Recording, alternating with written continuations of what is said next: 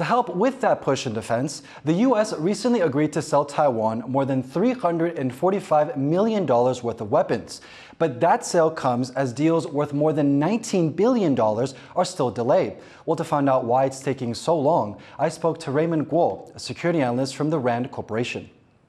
This recent arms sale to Taiwan is supposedly the first time that the U.S. is taking from existing stockpiles.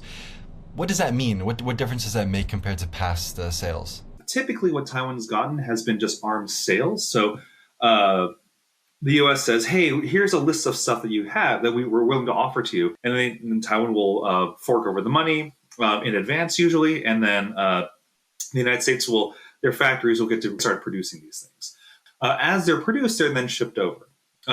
So this takes a while, right? Like, signing the contract, negotiating the contract, then actually producing it. All this stuff takes a long time. And I think it's at least like 3.5 years for a fighter jet. But if you're going from existing stockpiles, like the United States is doing with Ukraine, well, it's already built, right? We're just going to crate it up in a box and ship it on over. So that's an extremely efficient and fast way to do things, so long as Taiwan has the money. This sale was worth about $345 million, but there's still $19 billion worth of weapons and equipment that's delayed.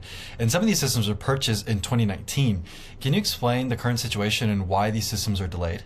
There's a lot of competition for U.S. military resources. So, you've got Israel, Saudi Arabia, Egypt, other major purchasers who want, to some extent, similar things as what Taiwan wants.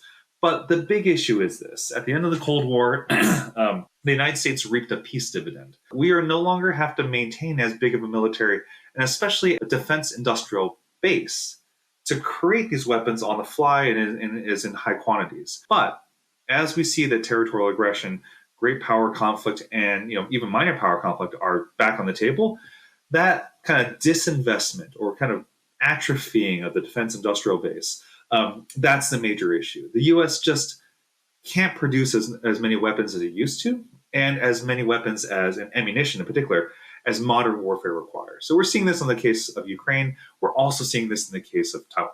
Taiwan has been boosting its domestic defense industry, but given this delay, is there anything that Taiwan can do to kind of manage the situation and beef up its own arsenal while it waits for these weapons? One big issue is that you need to know how to use the weapons you get or that you produce.